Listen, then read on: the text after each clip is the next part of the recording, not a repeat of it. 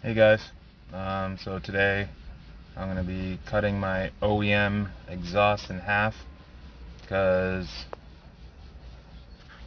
this is with the seats down through the trunk. It doesn't fit in my car and I have to drive from Florida to Vermont in November, and I don't want that in my elbow all the way for the road trip. So I'll be cutting it in half, doing more video.